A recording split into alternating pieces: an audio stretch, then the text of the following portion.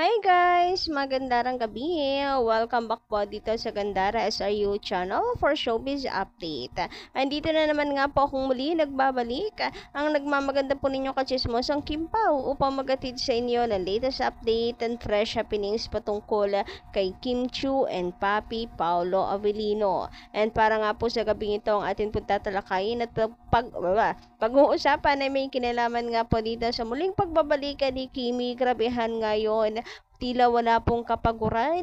Talagang pagka-uwi po kahapon, ngayon naman po ay pumasok sa showtime. So ayaw magpahinga kahit isang araw no? Yung pahinga niya lang ata na nagpahinga siya talaga kung araw ay nung na-accident siya nung sa kanila pong rehearsal para sa magpasikat. Pero nung afternoon, ang dami man po niyang ginagawa, ay tuloy-tuloy pa rin talaga. Pagkatap event after event, ganyan siya. Alam niyo naman, siguro naman updated kayo sa mga gawain ni Kimi after showtime, diretso sa isang event, diretso naman sa shooting. Grabehan talaga itong si Kim Chiu, no? Idolo talaga Idol talaga. Gayunpaman, nakakatuwa kasi pagkabalik sa showtime, bunot agad. Talagang paayuda agad para sa mga Kim Pao fans. Grabihan. So, alam ko, masaya rin kayo. Anyway, before that, sa mga di pa po nakaka-subscribe dito sa ating channel, maaari lamang napindutin po ninyo ang subscribe button at ang notification bell para maging updated po kayo at ma-notify tuwing may bago tayong chika at balita hinggil sa Kim Pao. Basta po mga balita na may kinalaman kay Kim Chiu and Paolo Avellino, sagot na po natin yan. So, ito na nga, simulan po natin ang ating update.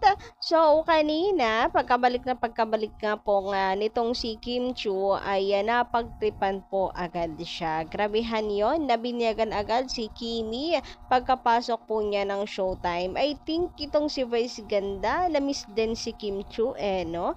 Kaya, nung makabalik po siya, syempre, from New Zealand, from Melbourne, ay napagtripan. Ito nga po, tawang-tawa rin naman po si Kim Chiu. Bababa po sana dapat lahat. Pero si Vice tumigil. Hinayaan mag-isa maglakas si Kimi. Kaya tawanan din po yung mga nasa yung mga audience. So, ang saya lang. Grabe, pati po sila tila na-miss nga itong si Kimi. Siyempre, iba rin naman talaga yung energy kapag kakompleto po sila. Pag nandiyan si Kimi, kasi alam niyo naman, si Kim Chiu, parang hindi po nauubusan yan ng energy. Hindi nga po uso dyan ng jet lag napaka-fresh. Take note, at her age, mukha po siyang teenager. Anyway, eto naman po, super thankful si Kimi sa kanyang mga fans na nagbigay po sa kanya ng souvenir sa New Zealand and sa Melbourne. So, mug po ito since si Kimi ay mahilig po mag-coffee. Ayan, at niregaluhan na binigyan po siya ng maga. And sabi nga ni Kimi, nakakalito ko ano yung dapat niyang unahin. Ako okay lang yan, alin ang mauna. Pero siguro yung New Zealand, dyan ka unang nag-perform, then sunod ay sa Melbourne. Eto nga po yung caption niya sa baba. Thank you sa nagbigay. Hindi ko alam kung anong uunahin ko for my morning coffee. Ang ganda no? Ang cute nung mug. At alam mo, nakakatuwa. Alam mo? Alam niyo, ang nakakatuwa dito kay Kim Chiu. Napaka, po niya, sentimental sa mga bagay na pinibigay sa kanya ng mga fans. As in, hindi po niya basta lang tinatago. Hindi niya binuburo lang sa isang kwarto, ginagamit talaga niya. Dress, headband, kagaya nito, mug, 'di ba? And tayo bilang fan or in general, kapag may binigyan naman talaga po tayong isang tao ng bagay, natutuwa tayo kapag nakita natin ginagamit nila. Ibig sabihin kasi nagustuhan talaga, ganun. Kaya for sure, ang mga fans na nag-aabot kay Kimi, masaya po sila kapag nakikita nila na ginagamit ni Kim Chiu yung bigay nila. Meron ako dati pa na nakikita ko mga post nila, uy, sinuot niya yung dress na bigay ko, yung hairband daw na bigay niya, sinuot ni Kimi, tapos ngayon yung mug naman, gagamitin ni Kim Chiu. Nalilito pa nga siya kung ano yung uunahin. Pwede namang sabay, charot, baka magpaltipate. Anyway, sabi ni Kimi dito, wake up today with a grateful heart. Thank you for the best experience, mga kapamilya sa Melbourne and New Zealand. And eto nga, binahagi rin po niya, yan po yung picture. O, ang cute. Thank you sa Kim Pao Republic. Napakabait naman po talaga nila at mayroon pa silang sulat na inilagay. Eto po, hi Kimi, November 2024. This is a simple remembrance from a fan in New Zealand on behalf of Kim Pao Republic. Love, Josephine, admin of Kim Pao Republic in New Zealand with a happy smile. And ito pa guys, meron pang isa pang nakasulat. Another letter from Kim Pao Republic. Ang cute naman.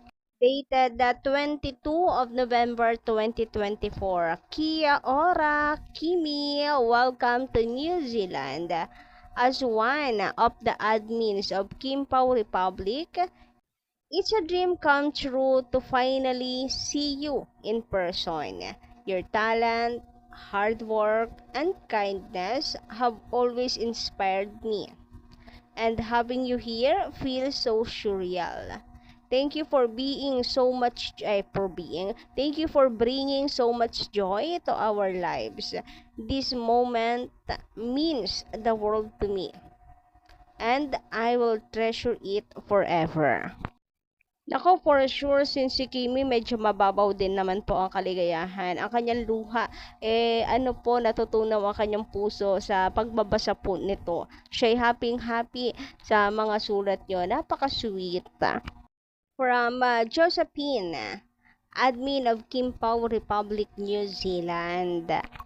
Samantala, so ito naman po ang mga Chu brothers. Ayan, magkakasama po sila. And ang sarap lang din po pagmasda ng mga ngiti nitong si Kim Chu. Siyempre, siblings bonding is always the best yan.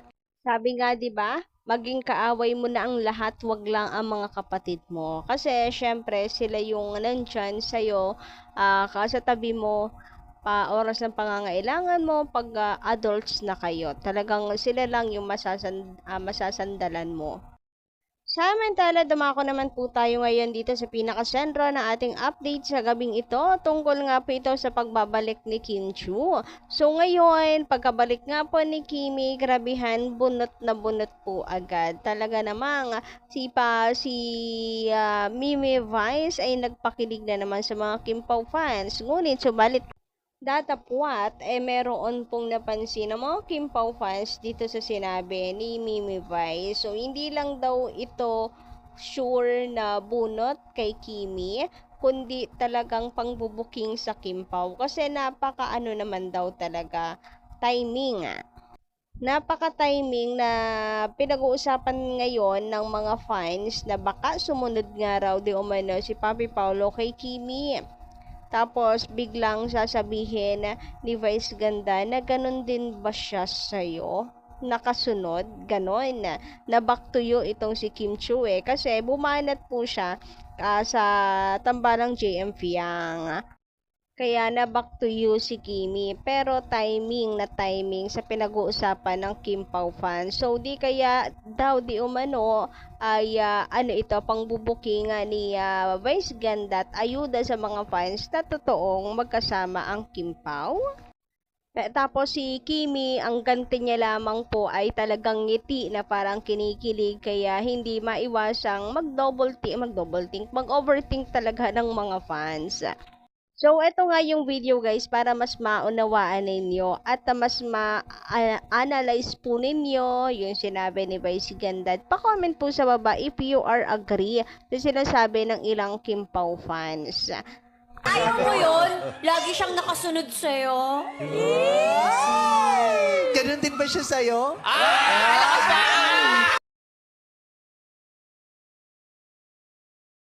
So, So, yun guys, nagre-reaction na ni Kim Chu. Mukhang pambubuking daw talaga ito sa Kim Pao na si Paulo nakasunod talaga or laging nakasunod kay Kim Chu. Kayo guys, anong inyong comment patungkol dito? Paki-comment ka lang po sa baba. And hanggang dito lang muna ang ating update. Maraming salamat po sa pakikinig and don't forget to click the subscribe button and notification bell for more updates. Maraming salamat.